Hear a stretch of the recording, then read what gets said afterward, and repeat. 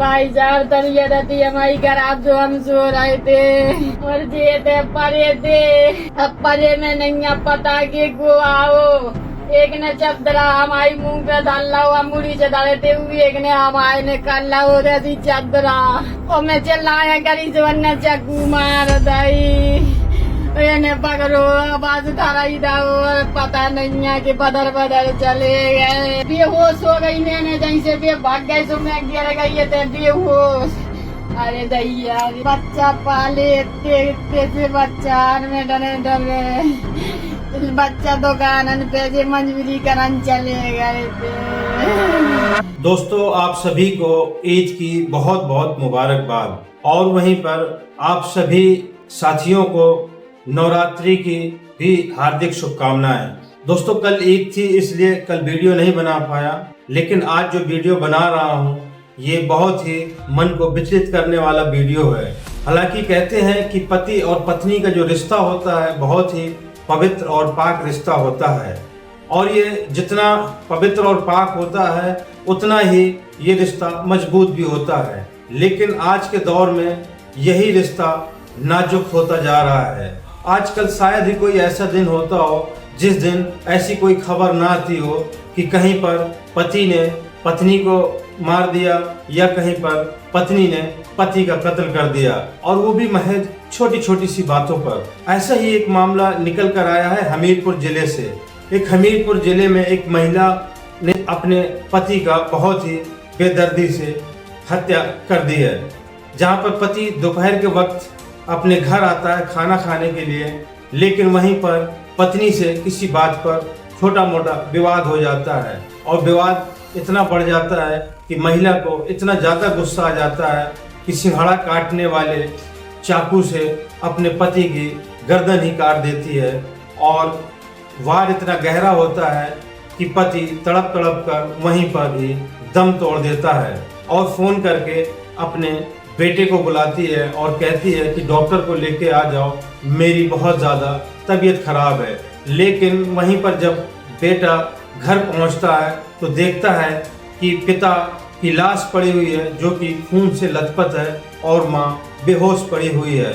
वो तुरंत पुलिस को सूचना देता है और जब पुलिस आती है तो उसकी माँ यानी कि महिला ने पुलिस को भी गुमराह करने की कोशिश की और अपने बेटे को भी गुमराह करने की कोशिश की और ऐसी मनगढ़ंत कहानी बनाई जिससे पुलिस और उसका बेटा गुमराह हो जाए। लेकिन उसकी छोटी सी गलती ने उसके पूरी मनगढ़ंत कहानी पर पानी फेर देती है। आप बस वीडियो के अंत तक बने रहें, मैं बताऊंगा आपको कि कैसे उसने मनगढ़ंत कहानी बनाई और कैसे उसने पुलिस और अपने बेटे को गुमराह करने की कोशिश की और किस बात पर पति और पत्नी का झगड़ा हुआ और किस बात पर गुस्सा होकर पत्नी ने अपने पति को मौत के घाट उतार दिया।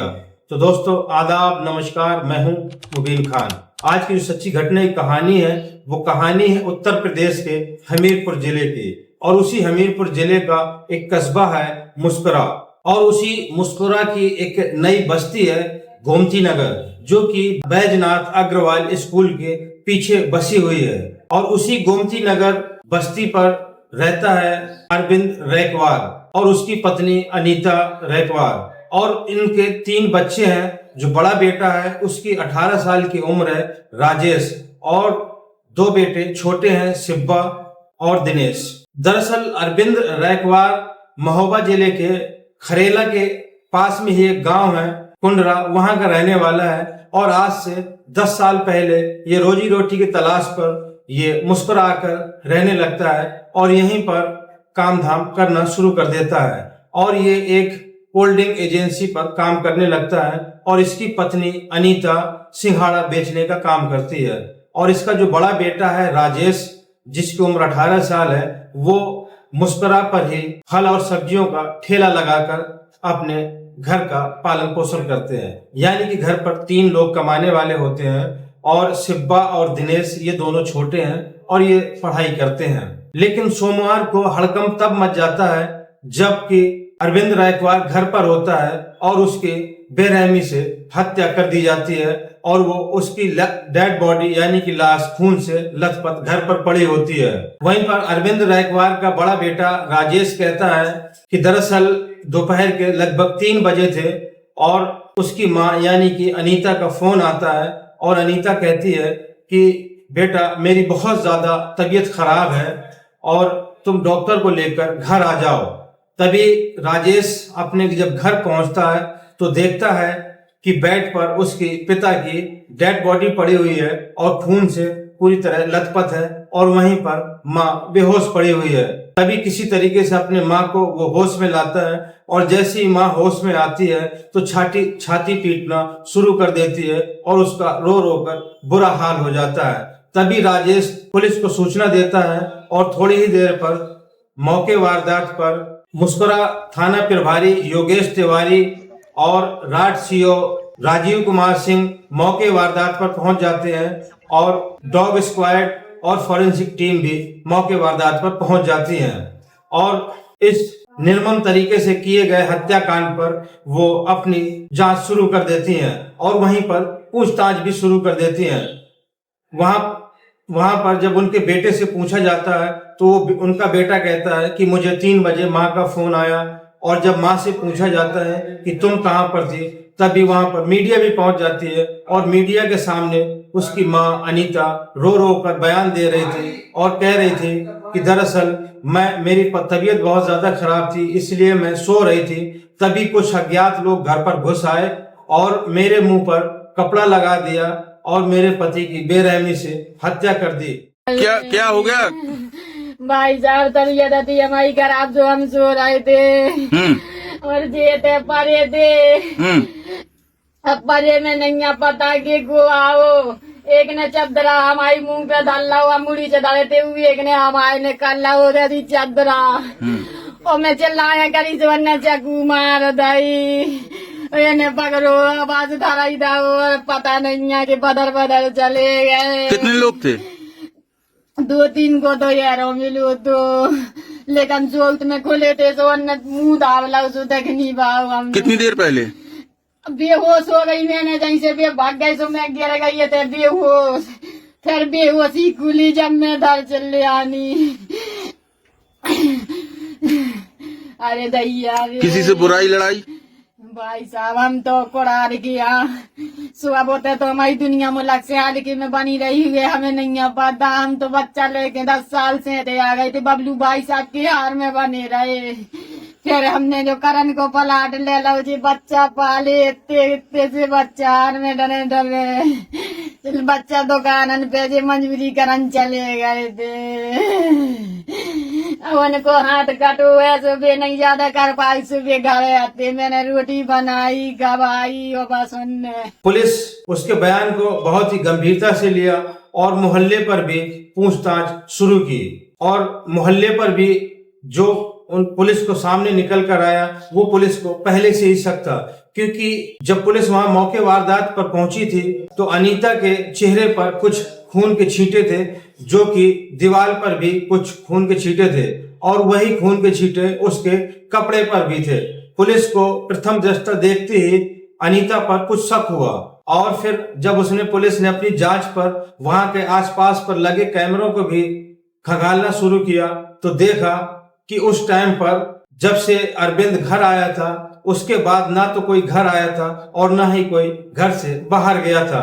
तभी वो अनीता को हिरासत में लेते हैं और सख्ती से पूछताछ करते हैं। शुरू में तो जैसा बताया कि उसने एक नई कहानी गढ़ रखी थी और उसी अंदाज में वो पुलिस को और पत्रकारों को भी गुमराह कर रही थी, लेकिन जब पुलिस ने वहीं पर सख्ती से पूछताछ शुरू की तो फिर उसने अपना जुर्म भी कबूल कर लिया और उसने वजह भी बताई। जब वजह बताई तो पुलिस को लगा कि इतनी सी छोटी सी बात पर इसने अपने पति की इतनी बेरहमी से हत्या कर दी। दरअसल उसने बताया कि उसका जो पति था अरविंद वो अक्सर शराब पीकर घर आया करता था और इसी शराब के चलते उन दोनों के बीच में पति और पत्नी के बीच में अक्सर झगड़े होते रहते थे। और उस दिन भी सोमवार को वो 3 बजे दोपहर में जब वो घर आता है तब भी वो शराब पिए हुए था और घर पर कोई नहीं था। उसका बड़ा बेटा फल का ठेला लगाए हुए था और छोटे बेटे शिब्बा और दिनेश दोनों बाहर खेल रहे थे। घर पर ये दोनों पति और पत्नी थे और जब शराब पीकर आया तो इनकी शुरू में नोकझोंक शुरू हो गई और नोकझोंक इस कदर बढ़ी कि अनीता का पारा हाई हो गया और पास में ही सिंघाड़ा काटने वाला चाकू रखा था और उसने चाकू उठाकर इतनी जोरदार हमला किया अपने पति के ऊपर कि पहली बार में ही इतनी गहरी चोट लगी कि वहीं पर ही अरविंद रैकवार ढेर हो गया और उसके गले से खून के फव्वारे निकल पड़े और जिससे कुछ छींटे दीवारों पर लगे और कुछ उसके चेहरे और कुछ कपड़ों पर लगे। अब बाकी बेड पर खून ही खून फैल गया। जैसे ही अरविंद रैकवार ने तड़प कर दम तोड़ा तभी पत्नी को लगा कि ये मैंने क्या कर दिया। तभी उसने एक कहानी गढ़ी और फिर वहीं पर अपनी बीमारी का बहाना लेकर अपने बेटे को फोन करके बुलाती है और जब बेटा आया तो बेहोशी का नाटक कर कर ये वहीं पर पति के बगल पर ही लेट जाती है और जब बेटा इसको होश में लाता है तो वहां से कहानी को मनगढ़ंत बनाने के लिए वहीं से चाल चलना शुरू कर देती है और छाती पीटने लगती है और रो रो कर बुरा हाल करने लगती है। और जब मोहल्ले पड़ोस के लोग आते हैं तो उनको ऐसा दिखावा करती है कि जैसे इसको बहुत ज्यादा तकलीफ हुई हो।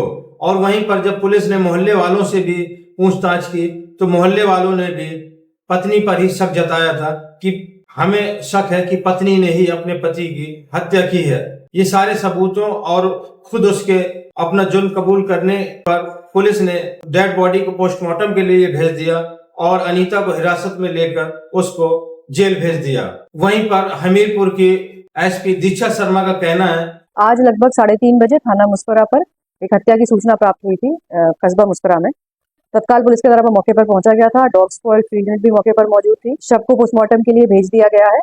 परिवारजनों के द्वारा तहरीर प्राप्त कर आगे की वैधानिक कार्रवाई की जा रही है। प्रथम दृष्टया ये घर में ही अपना पति पत्नी का आपसी विवाद प्रतीत हो रहा है। आगे की वैधानिक कार्रवाई इसमें चलती है। दरअसल इस हत्याकांड की सूचना उनको 3:30 बजे मिली।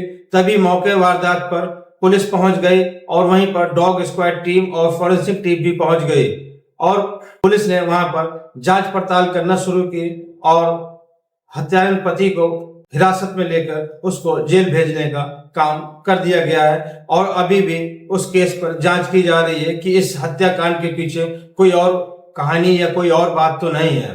तो दोस्तों, ये थी आज की सच्ची घटना की कहानी। ये घटनाक्रम सुनाने का मकसद किसी को आहत करना या किसी को परेशान करना नहीं, बल्कि आप लोगों तक सच पहुंचाना और आप लोगों को जागरूक करना है। तो दोस्तों, आपने देखा कि कैसे छोटी छोटी बातों पर आजकल लोग हत्या जैसे बड़े जुर्म को बड़े आसानी से कर देते हैं। वहीं पर जो पति और पत्नी का इतना मजबूत और इतना पाक पवित्र रिश्ता होता है, आजकल ये रिश्ता भी नाजुक होता जा रहा है।